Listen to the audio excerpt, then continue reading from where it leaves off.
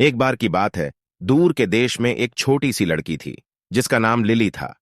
वह एक सजग और उत्साही लड़की थी जो अपने आसपास की दुनिया का खोज करना पसंद करती थी। एक दिन जब वह जंगल में टहल रही थी, तब उसे एक छिपी हुई राह मिली। उत्साही लड़की होने के कारण वह उस राह का पालन करने का निर्णय ले लिया। जैसे जैसे वह जंगल में आगे बढ़ती गई, पेड़ों की ऊंचाई बढ़ती गई और झाड़ियों का घना जंगल बनता गया। अचानक उसे एक हल्की सी सुनसान आवाज सुनाई दी। वह चारों तरफ देखने लगी, लेकिन किसी को नहीं देख पा रही थी। आवाज आगे बढ़ती गई और वह उसे उस तरफ जाने लगी जहां उसे एक सफेद बड़े पत्तों वाले पेड़ का पता चला। जब वह पेड़ के पास पहुंची तो उसने एक समूह फेरियों को देखा जो एक जादुई फूल के चारों ओर नाच रहे थे। लिली ने जो खूबसूरत नजारा देखा था वह उसे बहुत भावित कर गई। वह उन फेरियों के पास जाकर उनसे मिलना चाहती थी, लेकिन उसे पता था कि फेरियों से मिलना आसान नहीं होगा। वह उनसे मिलने के लिए अपनी होशियारी और बहादुरी का इस्तेमाल करना होगा। लिली ने सोचा कि कैसे वह फेरियों से मिलेगी। अचानक एक फेरी ने उससे बात की और कहा, हाय लिली, हमें तुम्हारे साथ नृत्य करना बहुत अच्छा लगता है। तुम यहां आई हो तो क्या हम तुम्हारे साथ खेल सकते हैं? लिली ने फेरी से बात की और उनसे दोस्ती की। उनकी मदद से वह फेरियों से और भी करीब हुई और उनसे अधिक समझने लगी।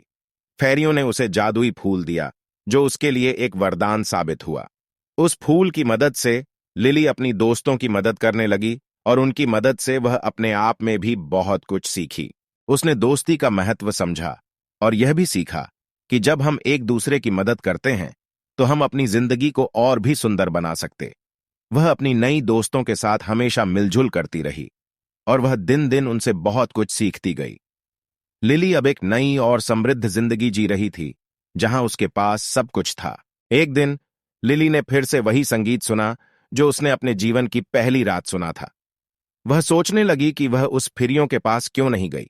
वह सोचती थी कि वह आज भी उनसे मिलने की कोशिश करेगी। लिली उसी दिन रात को फेरियों के पास गई और उनसे मिलने का प्रयास किया। इस बार वह एक दोस्त के साथ गई थी जो उसे अपने साथ ले गया था।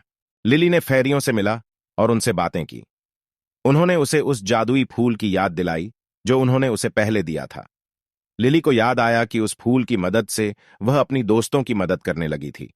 उसने अपने दोस्त से कहा कि वह उस फूल को उन्हें देना चाहती है ताकि वह भी इस फूल की मदद से कुछ नया सीख सकें।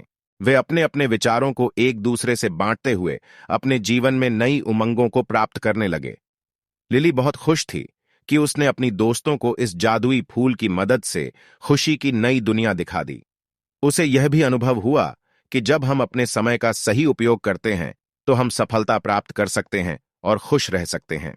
उस फूल को लेकर उसने अपनी दोस्तों को उसने यह समझाया कि यह फूल कुछ खास है और इससे उन्हें अच्छे से सीखना चाहिए। सभी दोस्त ने उसे सहमति दी और फूल को ध्यान से देखने लगे। जैसे ही वे फूल को देखते हैं, वे उसकी आभा से आश्चर्यचकित हो जाते हैं। उन्हें लगता है कि वह फूल एक जादुई फूल है जो सबकी मदद कर सकता है।